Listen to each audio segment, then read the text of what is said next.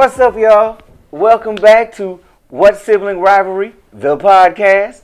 I'm your boy Kente Scott with my sister Shonda Scott. We in the building. Hey, we've taken our show on the road for the first time. This is a remote location. We are in Miami, South Beach. Say what? So we're here for ABFF, the American Black Film Festival. We come every year. Yep. So we thought this would be the perfect place to launch our first location and interview for our podcast. We got our first celebrity guest. Yep. And we would have been outside in the beautiful Miami. Y'all would have seen South Beach all in the back. You might have seen a couple of things walk through here. But Mother Nature said, nah, bruh, take it inside because it's been raining like it's Seattle out here for the last 4 hours. So we in a suite, looking beautiful. We're going to have a good time. So we at ABFF. Right. It's our third year coming. We come all the time. Well, actually, it's my fourth year. You came without me. Wait a minute. Hold the presses. When they had it in Acapulco, I came. It was you went without me? Yep. And then I never went to New York. I always wanted to come to Miami. And then since it came back to Miami, then we started coming again. You never mentioned that to me. You never said you went to Acapulco. There's probably a few things. ABFF. You've been doing that for a while. Exactly. That's dirty. That's cool. But now that we're twins, I figured now that you can show. Okay, now you're sharing that you went. Right. Okay, so she's already been. I've been here 3 times. She's been here 4 times. You know, we have our production company, Legacy Film and Entertainment. So we come down, we pitch our projects. Back in the Nest is our sitcom. That's like our flagpole project that we have right now. Flagship project, yes. That we're pitching. We met with some folks today. We've been here since Wednesday. We saw the world premiere of Shaft. Right, Bad Mother. Watch them. Shut your mouth. I was just talking about Shaft. Okay. But what'd you think about it? What'd you think? You know, at first when I was excited about Shaft because I loved the whole Shaft franchise.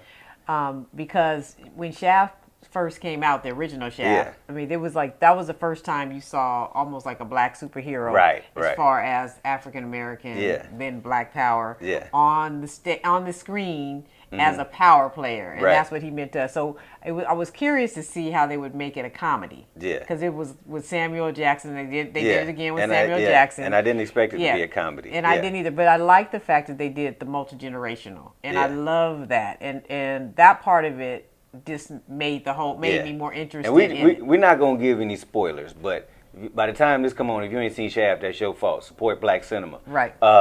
Shaft, you know, they have Richard Roundtree, who's original Shaft. He's the granddaddy. Shaft is the son, and then Shaft has a baby that comes back, and then Shaft was Shaft Jr. Right, it's like Shaft Jr. or Shaft the Third. Shaft the Third. No, he's Jr. because it's John Shaft. Shaft Jr. is Samuel Jackson. I mean, the son is Junior, or some, I don't know, JJ. Anyway, whatever it is. It's like George Foreman's kids. Everybody named George. And Samuel Jackson is funny. He really carries. I mean, I can see why he's such an outstanding actor, just in the way he carried this movie. Because he had to carry this one. Meaning that since Shaft was such a serious movie originally, and then now they made it a comedy, the way he carried the movie, it made it all make sense. His character. Because he carried it, he was like he was still Shaft. Like, it wasn't like he was doing over-the-top slapstick stuff. Right. He was still Shaft, so the comedy was almost around him. Right. And he was still in it. And I like it. I like, because they had Shaft Goes to Africa and all that, but years ago. That's right. I forgot they had a full. It was like Rocky. They had it was like a trilogy. It's like 5 or 6 Shaft films. It was good to see Richard Roundtree again. I like that part. I like the fact that he's still strong, good-looking brother, and he was solid. I like that he's still staying in shape, like somebody gonna call him. Like Hollywood was beating down his door, and he was I'm ready. You need me to do something? You take my shirt off? No, Richard, just come on through. He's like, well, that genre. That's like, that generation. That's like our dad. Yeah, exactly. They still Shaft. That time was like, so I'm always fast. Shaft. Yeah. Right. So that was great. I liked. It was violent. It was super violent, but I like they didn't run from it. I like they didn't run from that part of Shaft. That part was a little tricky for me because I'm like, this is actually a violent movie, but they made it a comedy. And then I like the fact that, they played into the family. They had the strong black woman. They had the mom. They had all the dynamics. Regina Hall was hilarious. I've been a fan of hers forever. Yeah, she's a great actress. She's great. She can do serious, and then she can do funny the next all second. All in the same time. In the same scene. Yeah, and I like because I've always been a fan of hers, and I thought Hollywood was sleeping on her. They ain't sleeping on her no more. Oh no! Like Girls Trip got woke up a Exactly. lot of people about that. Exactly. Those ones who are funny in Hollywood that have been slept on. Mm-hmm. So she was great, and so ABFF, American Black Film Festival, also has other films that they have. You know, you can screen your short here. You can it's studio films that come here. It's independent films that come here, feature length. So we've seen a couple other ones. And there's workshops. That's what I like about it. It's a professional business conference as well as the film festival. It's like no other film festival in that, because most film festivals, even the Pan African in LA, is just a film festival. Right. There's not anything to help up and coming filmmakers or just the networking and business opportunities. It's like this. You can actually broker deals at ABFF the way I've seen it in the last few years. You can broker deals at ABFF at the bar at ABFF. Right. I feel like a whole lot of shows get made and sold right there at the bar, because I gave out all my cards. Right. Well, they said there's a lot of success stories. Like some of the panels we were sitting on today, they were saying that they were ABFF babies. Like that's where they started. Yeah, we met Roger Bob and sent him our sitcom project. Don't act like you didn't get the email, Roger. But he said he's been coming here for years, and then he started working with Tyler Perry, and then he branched off and did his own thing now. So yeah, we gonna be the next ABFF babies. Yes, right. We're gonna come back and tell our story in less than 2 years. Right. I called it less than 2 years. I believe it, because I've been studying it, and I mean, I would not spend time at a conference like this if it wasn't worth our time. Yeah. Because your time is valuable. Right. It really is worth your time. Plus, you meet good people, and everybody's friendly and open for networking. Even people who aren't on the platform, the panels, just the people that are attending the ABFF. So. It's serious business, but it's relaxing and it's fun, and it's in Miami, so it has a whole island relaxing feel. I never went to New York, but it always felt like it shouldn't be in New York, because New York has its own vibe, and this vibe, if you're going to take it from Acapulco and you want to bring it to the States, this is literally the only place you can take it to South Beach. You can't. True. New York is different, you know.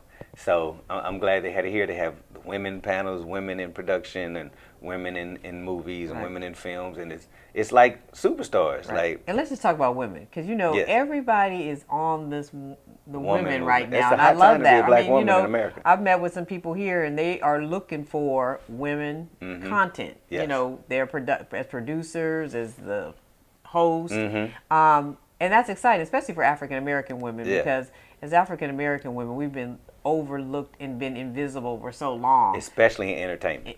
Especially in anything. Yeah, but in entertainment, it doesn't everything. Yes, like you can't even name an area. I know. Except I'm saying in entertainment, it's been disrespectful everywhere. But in entertainment, we're just going to use that for fluff, or anybody could play that part. Put a black woman. But see, that's what entertainment doesn't understand. That's like business. So that's how it's been in the business world. So it's all over. It's politics now. It's entertainment. It's entrepreneurship. It's tech. They are looking for black women in business, which is perfect, because it's like this is like the tipping point. Like you overlooked this for so long, and you realize the leverage and the power that black women bring to the table. Because I always say, one group you can take care of that will take care of everybody is black women. Oh, yeah. Like black women, if you take care of if black women are whole, everybody else is whole. Because nobody is lacking when black women are whole. Because if black women have your back, they will have your back forever. And if you're in their tribe,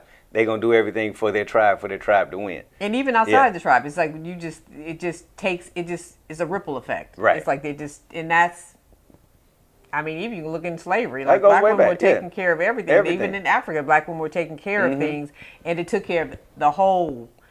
Mother Nature takes care of the whole thing, not just our thing or our area. It's like that's not even how it works. It's a whole connection. So that was what was interesting too, to see the panels and focus on that area. And I also like the empowerment of us as the content providers. It's a time now where because when I started, and when you started as well, and even in modeling, it was you're the talent, so you wait to be called, or you wait for them to tell you what to do, or you wait. But now it's like they're coming to you, like, well, what do you have for us? It's almost like if you could bring it to us, all we got to do is put it on. And there's Right. so many outlets now that want our content, African Americans, African American women, African American up and comers, the culture. They're embracing it and not, because it seemed like before when they embraced it, they would take it and make it theirs. Now they're embracing it and being like, you keep it how you do it and let us give it to the world. Because now you need so much content that you just Yeah. are. It's so Malcolm Gladwell has a book called Outliers, and there's these moments in time where if your demographics measure up to the time and moment that they need this, then that's kind of like the tipping point where you're at kind of the right place at the right time. But it's a formula. Right. And so at this point, there's so much content that is needed because of the internet, because of the cable, and everything is 24 hours and everything, now. right? Yeah. So there's so much, so they need all that creative energy, and no one has time to take somebody else's. It's like we need so much that we need everybody to be creative, Right? And so that's pretty cool. But I was thinking about when we landed in Miami, when our family trips, and one of our first trips out of the country was to the Bahamas, and we had to come through Miami. And I think that was like the first time I came to Miami. I was like 6 or 7 or something, like years old. We talked about it on another show how you had your Smokey the Bear. Don't do that. Don't bring it back up. I just got over that again. Smokey every time. the Bear got left in the Bahamas. You're just gonna bring it back up like I didn't just ask you not to bring it back up. It still hurts. It still hurts. Okay, I won't say that, but I just wanted to say, let's just talk about some of the family travels. The family travels that we had. are amazing. Yeah. What was one of your favorite trips? So, my all-time favorite trip was when we all went to the Mediterranean on the cruise, and we all had fallen outs, but by the 2 weeks ended, we had a good time. But the places that we visited in Greece and all that were the best places. Yeah, that I was gonna mention that trip. It wasn't my favorite, but it was the most memorable. Oh, that wasn't your favorite? No, I thought everybody came away from like that was the best trip. That's when I realized us as Scots cannot be confined for more than 7 days. Right. 2 weeks was a big reach. I don't even know who came up with that idea, but it was forever. But I thought it was a good trip. But it was fun. The most memorable for me was when Daddy was doing the Annapolis. The Annapolis. He was at the Naval Base Academy. recruiting, and we went on the summer trip. We drove from Oakland to Washington D.C. and back in the van. Yes. So that was fun because first of all we were in close conditions, but then we got to stop and see all the parts of everywhere. And our he had family. the walkie-talkie. He had the CB radio. Right, the CB. Yeah. And then we got to the White House, and that's when I decided I wanted to be president of the United States. That's when I came back saying I wanted to be president because I think I wanted to live in the White House. On that trip, do you remember how you almost got left in Tennessee? Was that trip? I feel like it was that trip. Right, yeah, right. When you didn't want to put that's borderline child abuse. That was trauma. Let me tell y'all. In this day and age, that would be child abuse, but not physical abuse. Yeah, psychological. Abuse. In those days, it was good parenting. And I threaten him now. I threaten Daddy now with I'm gonna leave you. Yeah, because Shonda was taking the trash out because we know we'd have these vans, so you got to take trash out, and there were bees in the trash can, and she was taking so long, and Pops was like, "You gonna put that trash in the trash can? I'm gonna leave you." And I was in the car, and I was like, "You can't leave, Shonda." And Mom was like, "Don't leave my baby." And Pops is one of them old, I'm starting the car, and Shonda was still playing, and he drove off. And Shonda threw that trash in and chased after the car. Dude, I was like, she was fast. She was like the bonded woman. She was like, he was. Oh, he was leaving. What made me run though? Like I really because he was leaving. Like, this nut is really gonna leave because me. He wasn't. Shonda, he wasn't driving like 2 miles an hour. He rolled out. I was like, "Oh Lord, we leaving." I was in the back window, like, "No!" Like Home Alone, don't leave my sister. Oh, that was the biggest argument. And then we got to get back in. So we Tennessee halfway there. So I got to get back in the car with you, nut. So that's all right. Because I remember, my memory is long, so I say that to Daddy now. I'm like, I'm gonna leave you. He'd be like, now he different. Now he's like, don't leave me, don't leave me. No. And back to the 14-day Tables cruise. have turned. The 14-day cruise. Do you remember when me and you played the prank on Daddy? When we called on the phone.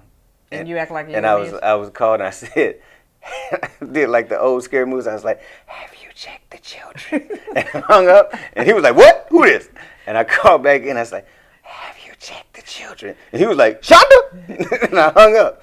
And I called again. I said, "Why haven't you checked the children?" He's like, "Who's been playing on the phone?" I wasn't in on the prank. You weren't in on the prank. Right. You just were sitting there. Becoming the prank because... And then in 2 seconds, he was at the door. It was at our cabin door. We're on a cruise ship. The only way you can go is off the ship. Right. But like, there's a lot of crazy stories on cruise ships. But he ran so fast, you got the door, then he got the door like, oh, I was just coming to see what y'all was doing over here.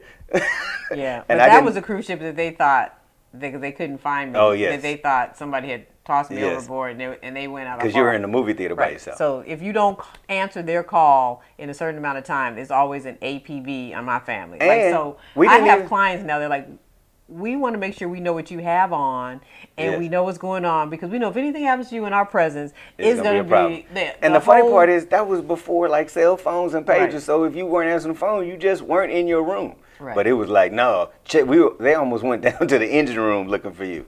So what? So did you say which one was your favorite trip? My favorite trip was the Annapolis trip as well, because it made me fall in love with the van.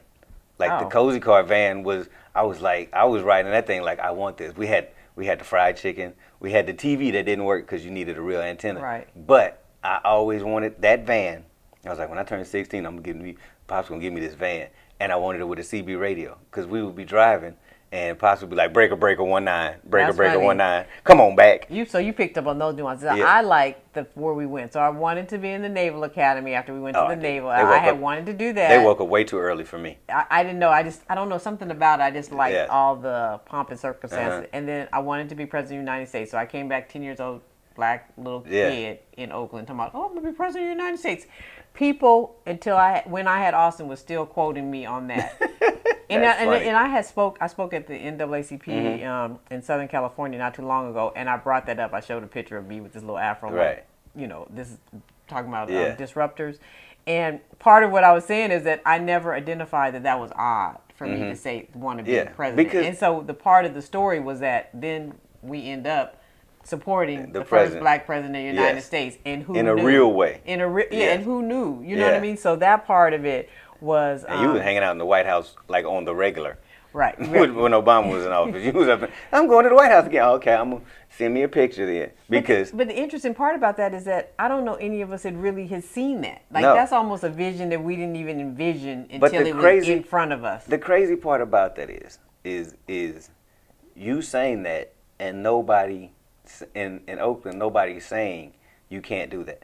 But they didn't say it, but they kind of had to look. Yeah, they always had to look. They didn't say that. All right, we're not gonna hurt your feelings. Because, but then okay. They were like, give it a shot. Right. Go and see what you can do. They weren't kind of that kind of thing. But it was. Let's see. Yeah, but that was, the culture of Oakland at the time was, go and shoot for the stars, do what you do. And we had parents who were moving into being entrepreneurs, so it was like, well, they following their dream. Well, I'm gonna be president. Right. Yeah. So that was great. But we are in Miami at ABFF. Right.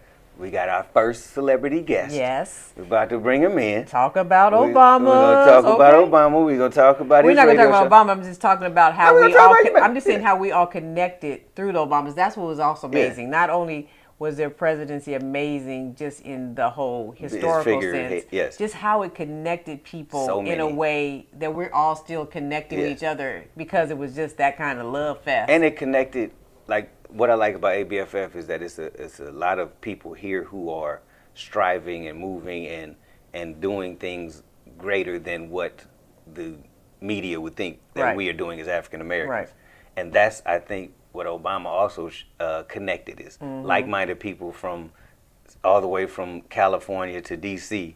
and strong connections to where you guys are still connected to this day. Because, I just found out you have the Black Godfather's number in your phone. Like, I just found it. Like, if you don't know the Black Godfather, it's Netflix. Check it out. The Black Godfather basically ran everything like the Godfather, the music industry, politics, entertainment. And I was like, and I was talking to you at the bar yesterday. I was like, "That's the Black Godfather's son." And you name dropped on me. You showed me your phone. You was like, "Look at that." I was like, "Oh snap!" I did our Scott. Yeah, you like, "Look at that." No, right? I was like, "Oh." But that's all that connection. But then also our celebrity guest is that I'm excited about too. Is that we're all in the podcast and the radio world, and all our voices are heard out there. Now, yes. And this voice is just one that. The part I like about it is that there's so many people who you don't know who they are but they're doing such great things Right. that once you realize who they are, and there's something in the Bible about that. It's like God will put you in a place where the people won't know who you are, and then He'll reveal who they are, who you are to them. But the moment is that it lets you see how people are when they don't know you. Right. So right. when they do know you, Yeah, 'cause you're they act like, differently when they act. "Aha." Yeah, they act differently when they don't You're know who you are. And that's even like the Black Godfather. Like, Yeah. is people know now that man is like a legend, done Yes. that, been there, done that, done. Right. And now so many people just know him, but he did all of that. Right. And now they can tell the story where he's like, okay, I He's can like, tell you the tell story now. now. Yeah. Because Yeah. it's all been there, done, you know. Exactly. So, yeah, look Yeah. at what this is. Look Yeah. how that was happened quietly, done it. And if you don't know, it's almost like a designer brand. Well, if you don't know it, Exactly. then you don't it's know. not a designer brand. It's that luxury brand. Yeah, luxury. We don't have commercials for right, Bentleys. Right. Yes. Exactly. Exactly. We go, we stay.